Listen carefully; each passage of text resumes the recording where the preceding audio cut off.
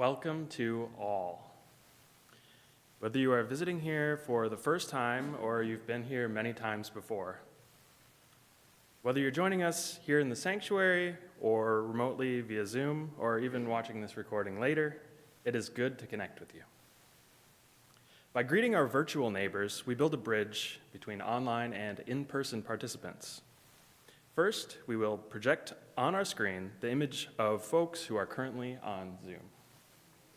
We ask you to show yourselves and give us a wave. Now, we invite you who are gathered here in person to turn to face the camera at the back of the sanctuary and give the folks out there a wave.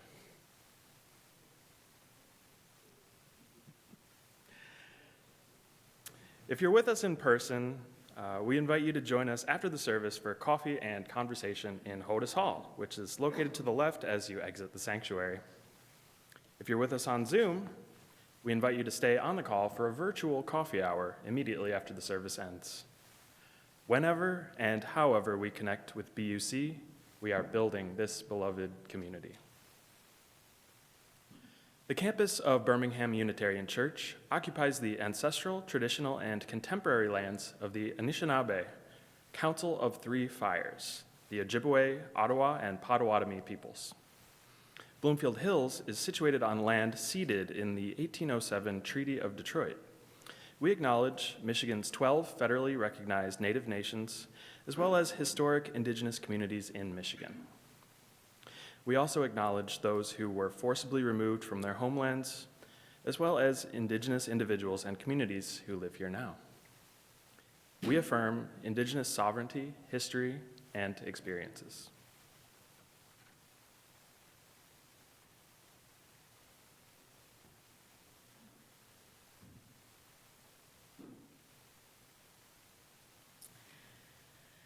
We celebrate Light, Life, and Love by Edward Searle. The candle, the evergreen, the infant child. These are the symbols of the season. For we affirm that a flame banishes the dreariest darkness. The tree of life endures the harshest time, and the spirit of love is renewed with the birth of every child. We celebrate life, light, and life, and love. And so we light this flame. Now, if you will please rise, body or spirit, as we sing hymn number 224, Let Christmas Come.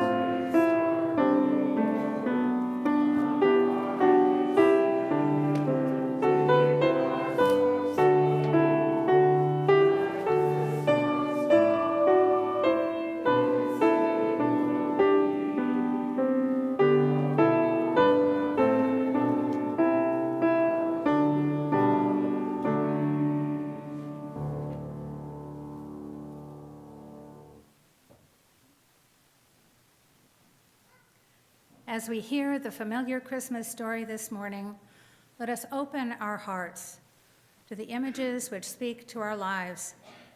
Each of us could travel a long and weary journey, only to find that when night falls, there is no room at the inn. Each of us could be a shepherd, patiently caring for those who need us, who depend on us. Each of us could be a king in search of the holy, ready to offer our gifts. Each of us might sometime hear angel voices singing of a glory we have yet to know. And surely for each of us, there is a desert to cross, a star to follow, and a new being within to bring to life.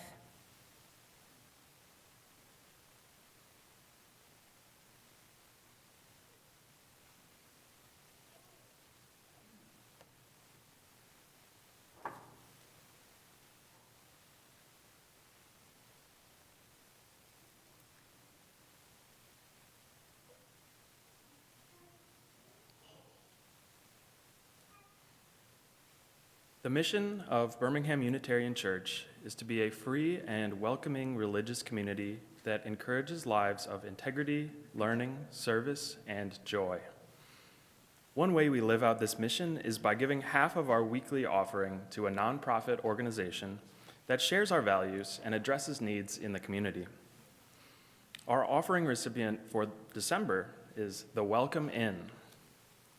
For many years, BUCers have volunteered at the Welcome Inn. Operated by South Oakland Citizens for the Homeless, it is the only daytime warming center in South Oakland County.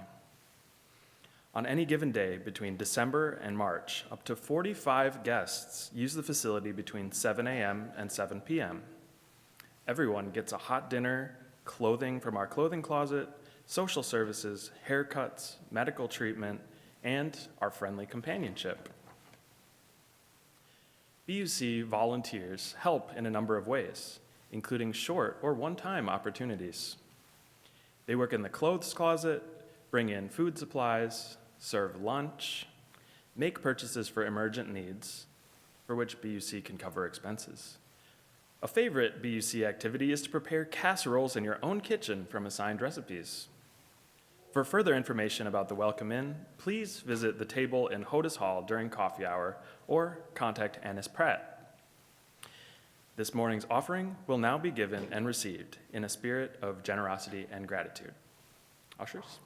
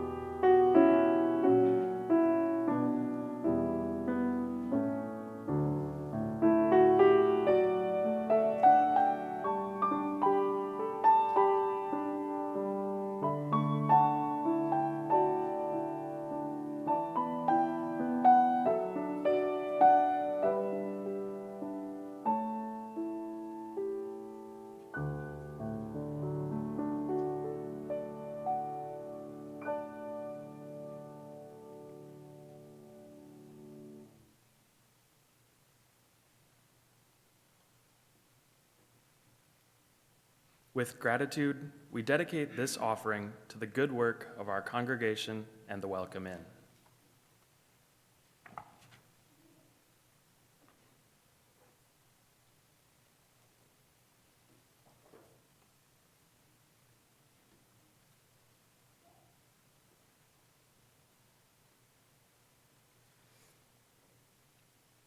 Creative Spirit of life, we give thanks for the wonders there are, the human quest for meaning, for the poetry and myth of human imagination, for the bright stars in the night, for the joyful sound of voices uplifted in song, for the good company of people in houses of worship and fellowship such as this.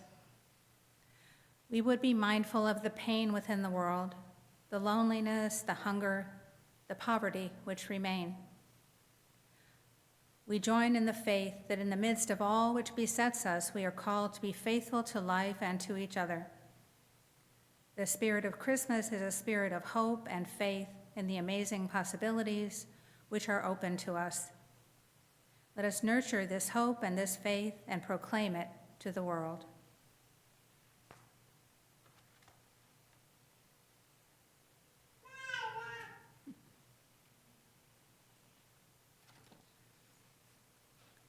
We hold each other in our hearts and minds with all our joys and all our sorrows. The joys and sorrows of the congregation that are shared with us this morning are these. From Kelly Taylor, last Saturday, my daughter Madeline graduated from Eastern Michigan University with her bachelor's in education. And Kelly is very proud of her.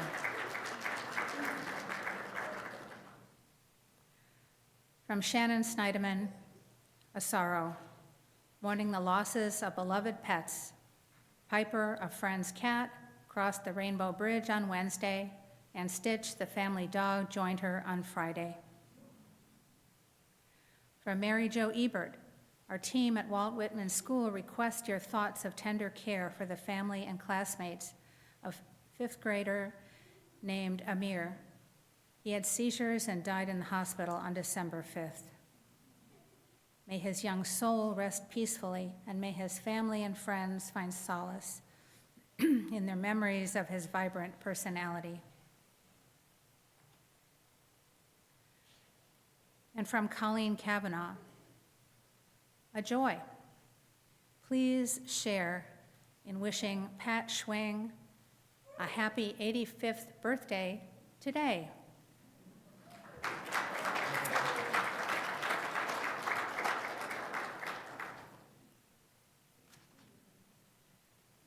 We remember those experiencing losses and those facing health challenges.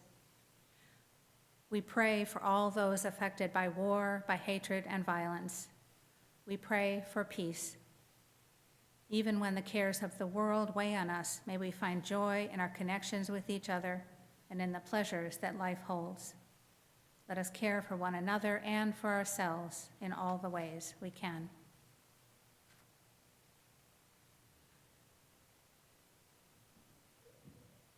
And now, if you wish to do so, please come forward and silently light a candle, or light a candle wherever you are, in remembrance of a sorrow that weighs on you or of a joy that lifts your heart.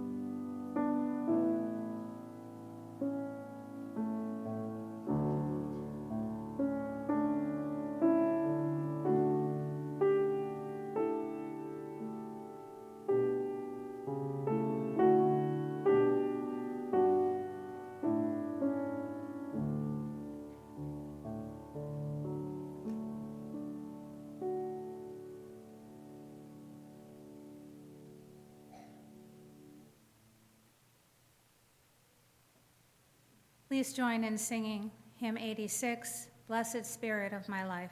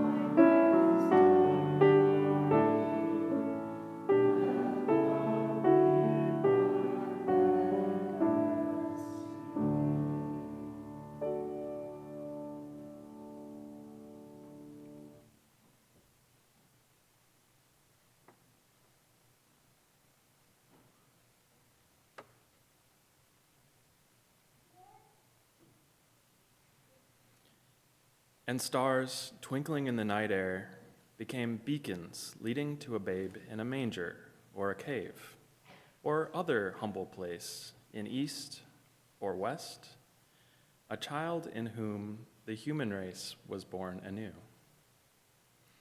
And simple shepherds, so close to the earth, became heroes in a great miracle play, finding the newborn babe before the great kings of the east. And angels, those celestial non-creatures, made heavenly music to stir the heart for centuries. Oh, we know it didn't happen that way, but one must admit it is very poetic. Only a myth, you say? Of course, only a myth. The stuff of which dreams are made, the fictions of which hopes are made, the fabrications of which joys are made. Only a myth. Yet those myths link us with those we never knew, and will link us with those we will never know. They will speak a poetry irresistible, for we are sustained not by bread alone, or by reason, or by fact, or by the daily humdrum, so much as we are by the poetry of human imagination, which paints pictures where before there were only colors, which forms songs where before there were only sounds, which writes stories where before there were only words. Someone needs to be our storyteller, for human life is more than a bleak passage between the portals of life and death. It is a story, a myth. It is the myth of Jesus, or the Buddha, or Confucius. A story of heroes. Or it is the story of a life, yours or mine, a story with a beginning and an ending, and all that goes between of despair and hope.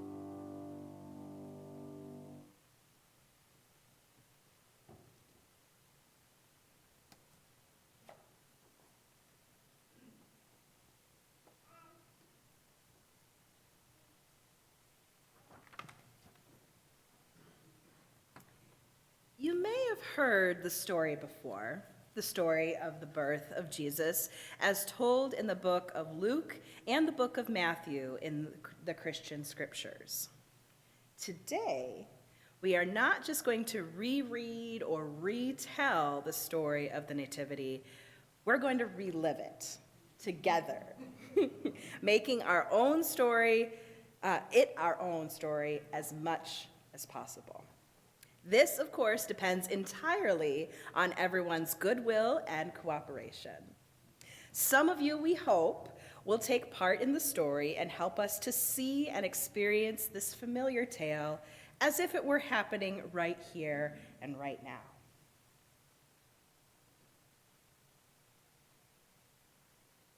As Shannon and I read the story, you will likely recognize the characters and the plot.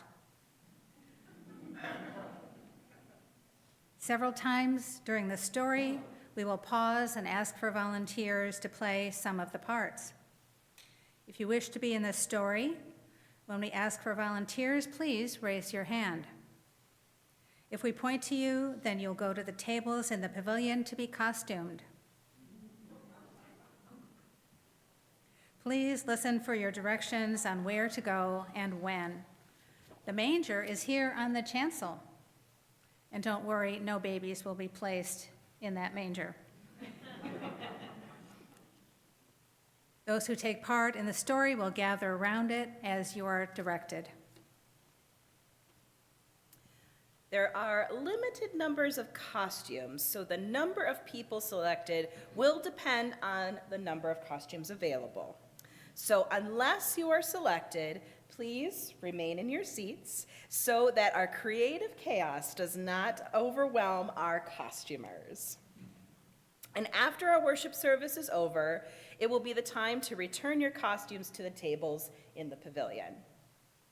As the story is being read, watch and listen carefully as carefully as you can for your cues.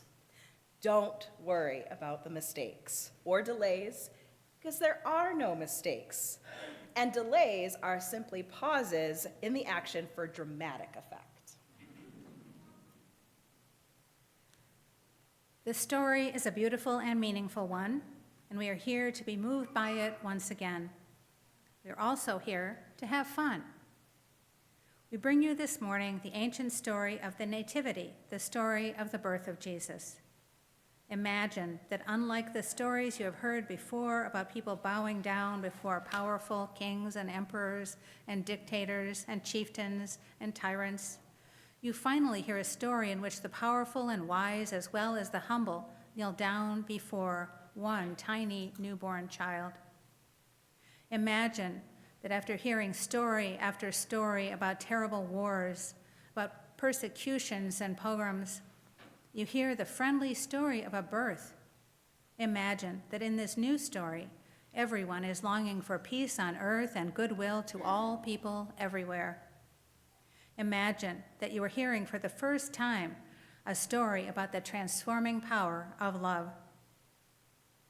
And imagine, if you can, a day in the future when people will really believe and will really live a story in which love is more powerful than war, and humble people are just as important and just as powerful as the most famous and powerful rulers.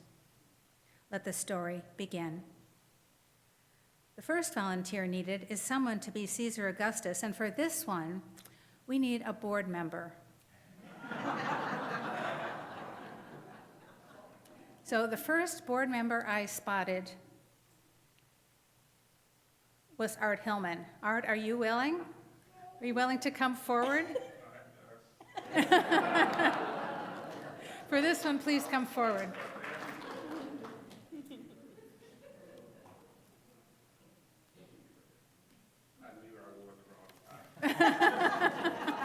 No, it fits. Could you come up to the pulpit, please?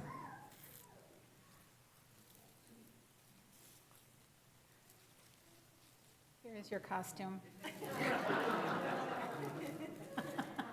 Lovely, thank you. What a good sport. And here.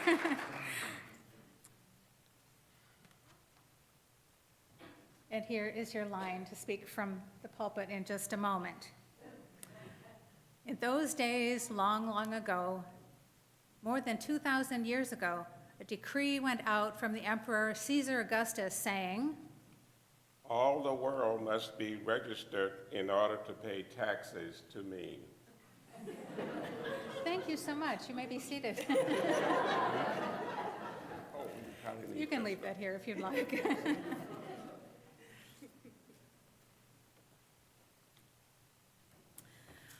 All the people were required to go to the city or town where they had been born to register. For some people, that meant a long journey. Next, we need volunteers to be Mary and Joseph. We have a Mary right over there. Yes, come on up. Or actually head to the back. And then we need a Joseph. Who's going to join our Mary? Well, if we don't have volunteers, we're just going to start picking people. So, all right, thank you. Yes, head on back to the pavilion. So while they are getting their costumes, they will remain back there, and and then they will come to the center aisle, and that's when they will be cued. So Joseph was a carpenter and had to go all the way from the town of Nazareth in Galilee to Judea, to the city of David that was called Bethlehem, the same village of Bethlehem that is still there today. Joseph went to be registered with Mary, the woman he was planning to marry, who was expecting a child. Joseph and Mary had to travel a long way, and they knew it would not be easy because Mary was expecting her child very soon. But there was nothing that could be done about it. They had to go. So they started on their journey, traveling by day and sometimes through the dark nights, which were lit only by bright stars. Now we need a few people to be stars, adults or children. If you're selected, please go to the costume tables to receive your stars. And when you are all ready, I see one volunteer already, hold on. When you're all ready, please come forward to take places on the chancel, and then feel free to twinkle. Okay, I saw one volunteer up here. And I see one volunteer in the back, and one volunteer right there, and one volunteer right there, and another one at the back. And I think Jimmy, you should be a star too. So please go to the tables and receive your stars.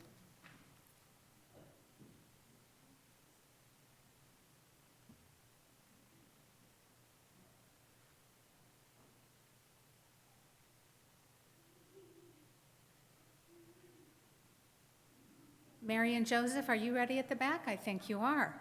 So this is a long journey, so walk slowly, slowly, slowly, slowly up the center aisle and come to stand in front of the pulpit.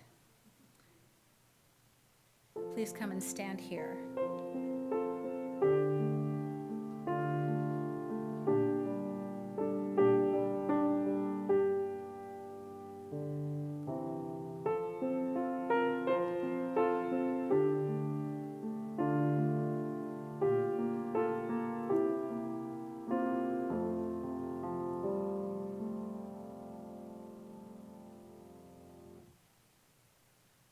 While Mary and Joseph were in Bethlehem, the time came for Mary to have her baby.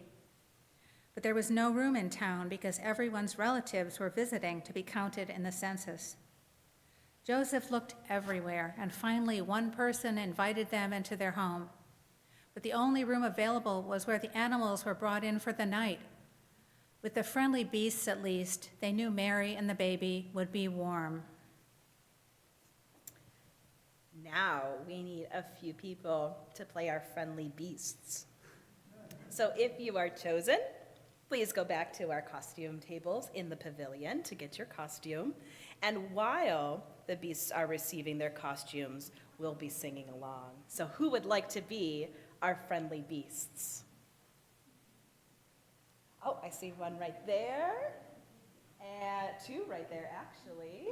There's a third in the back, and two more in the back. I might have some other things in mind. So yes, if our friendly beasts can head towards the back.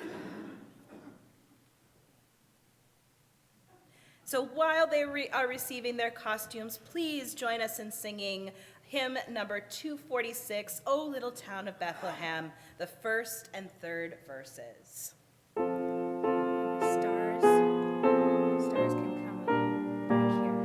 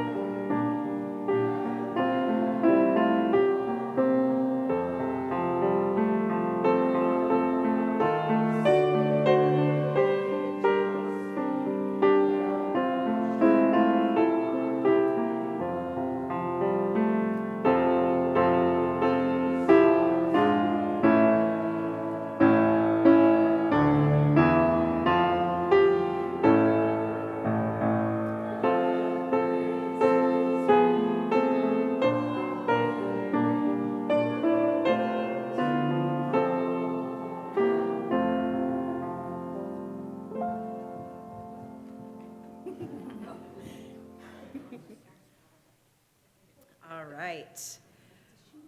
When our beasts are ready, please come forward and take your place here on the manger.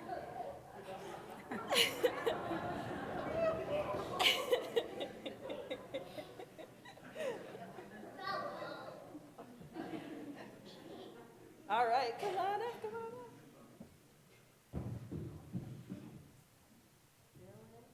Here.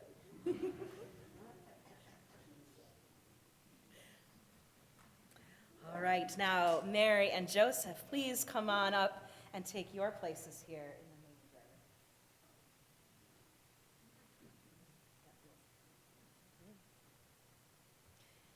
The animals welcomed Mary and Joseph into the stable, and the animals were even kind enough to give up their hay-filled manger so the baby could have a bed. Thus, Mary gave birth to her firstborn child in a simple stable, surrounded by animals. She wrapped him up in bands of cloth and placed him in the manger.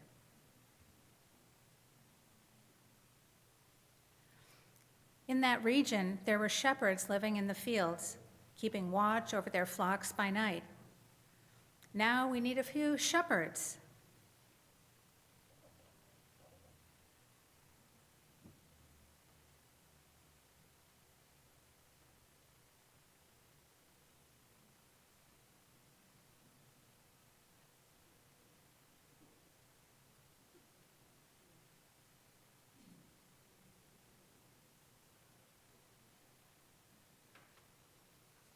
Shepherds are heading to the tables to receive their costumes. And when you're ready, please come forward to stand, I think on the other side, that side, which would be the right. Well, your left, sorry, I'm not good at left and right. And now will everyone please join in singing Go Tell It on the Mountain, hymn 239, the first two verses.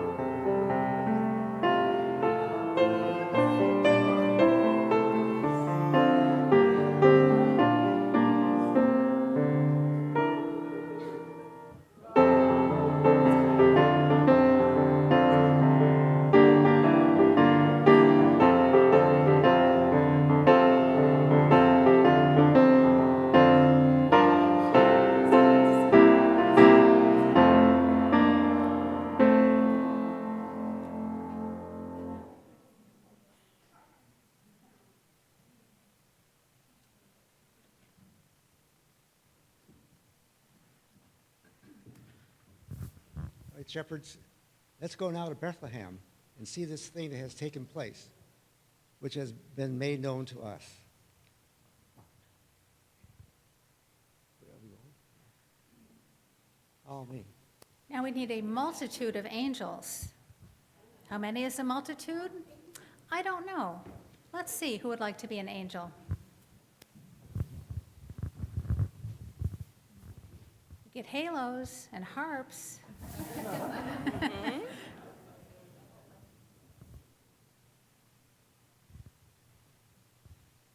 Yeah, yeah.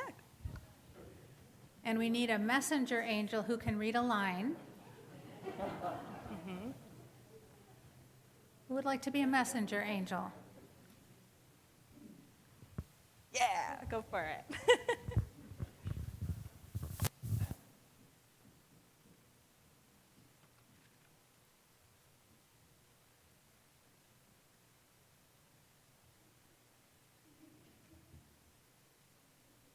While we're waiting for the angels to receive their halos, let's join in singing hymn 237, the first Noel, the first two verses.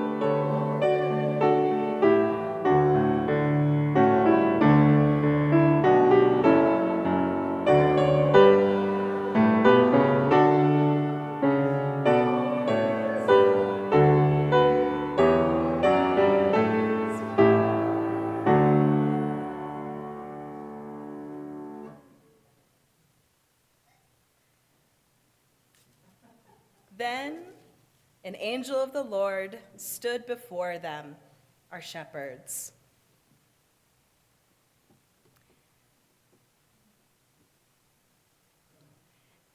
And this angel was truly magnificent.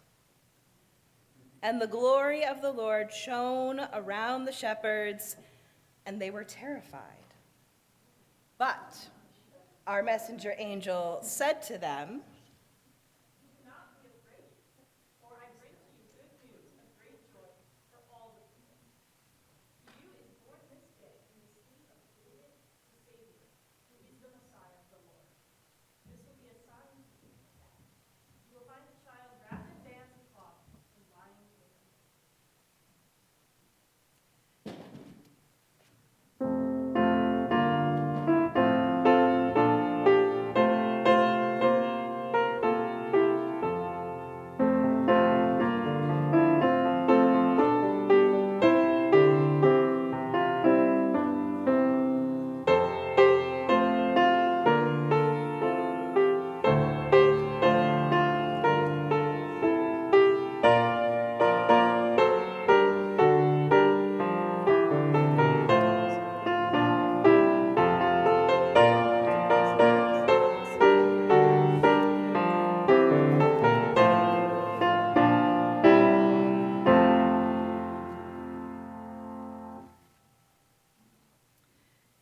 and suddenly there was a multitude of angels And the angels were saying,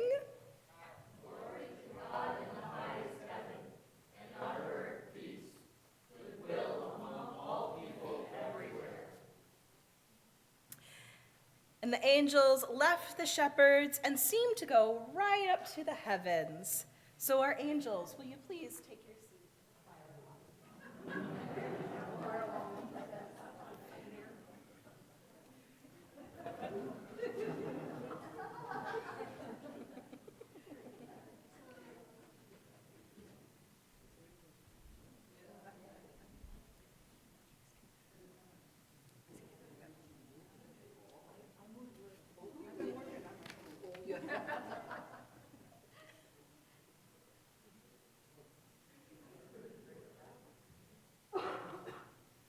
So the shepherds went quickly to Bethlehem, and there they found Mary and Joseph, and the child lying in the manger, just as the angel had said it would be.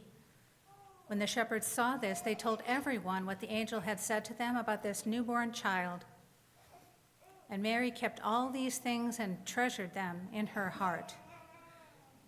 The shepherds returned, glorifying and praising God for all they had heard and seen, as it had been told them. And after Jesus was born in Bethlehem, 3 wise persons who were kings from the east came to Jerusalem. So now we need 3 wise people, and we need 1 or 2 camels, and 1 special star. So if you are interested in being a wise person or a camel, oh, I see someone right there. There's another, and there. All right. Yes. All right, please head on to the pavilion to receive your costumes.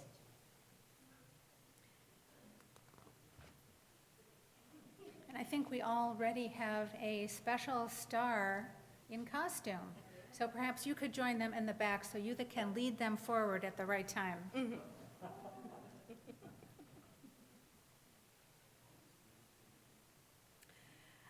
Now, will you all join us again in singing hymn 259, We Three Kings of Orient Are, the first verse.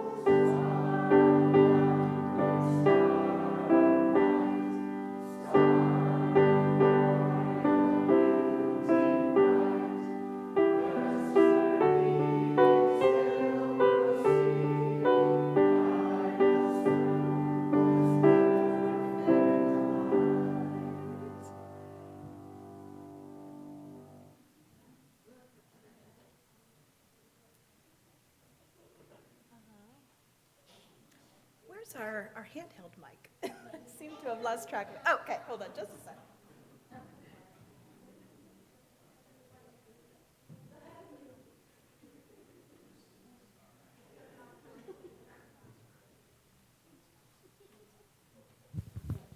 All right, and our wise person who is sharing a line.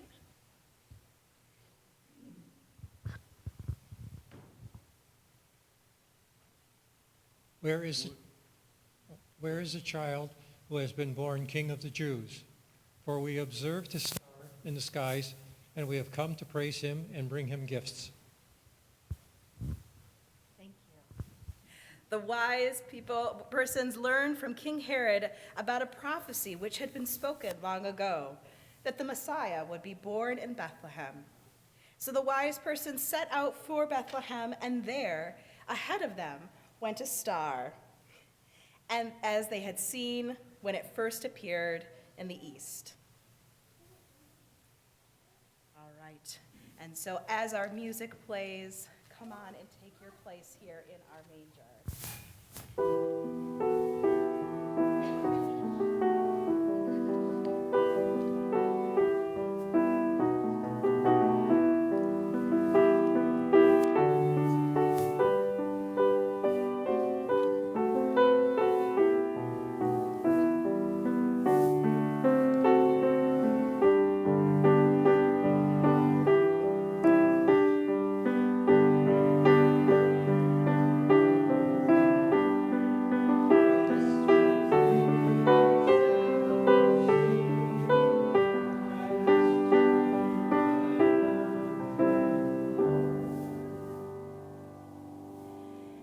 wise persons followed the star until it stopped over the stable where the newborn child was laying in the manger. When the wise persons saw that the star had stopped, they were overwhelmed with joy and entered into the stable. There they saw the child and its mother, and they knelt down to worship him. They offered their gifts of gold and frankincense and myrrh, which they had brought with them.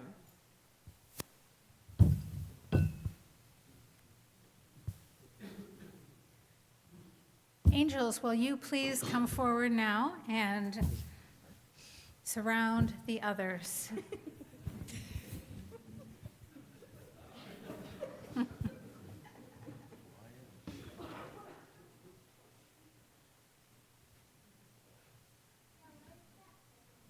And now will you please all hold your places? Now that we have gathered our whole cast of characters, and they are characters, aren't they? Let us pause. Let us pause for a moment. Look at this scene.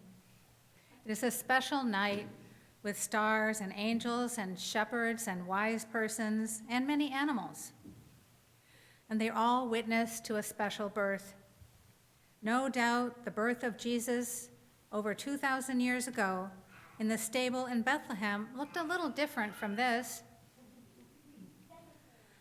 No doubt this sanctuary is larger and fancier than that small, humble stable, but the love and mystery and the wonder that we see here is no different from the wonder that was there at the time of Jesus' birth. Characters, please continue to hold your places as we conclude our service, although those of you on your knees may wish to stand. I never got on my knees because I was afraid I wouldn't be able to stand.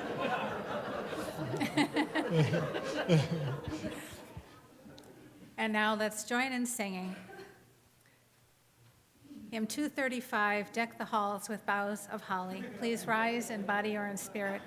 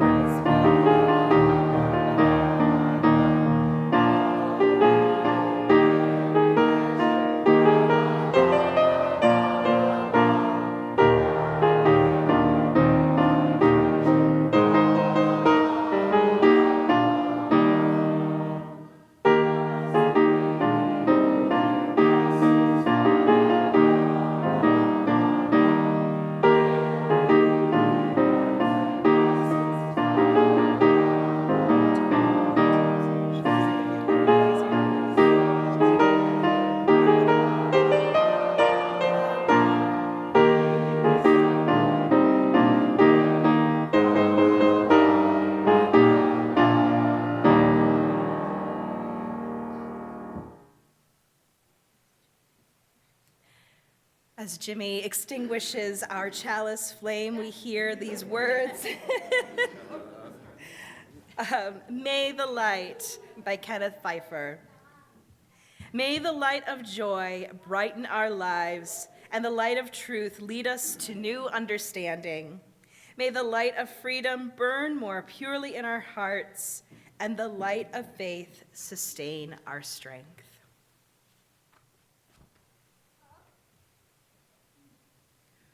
May we live our lives fully and creatively so that we may be a blessing to ourselves, to each other, and to all those whose lives we touch. As the rest of us remain seated during the postlude, will you pageant characters Please return your costumes to the table in the pavilion.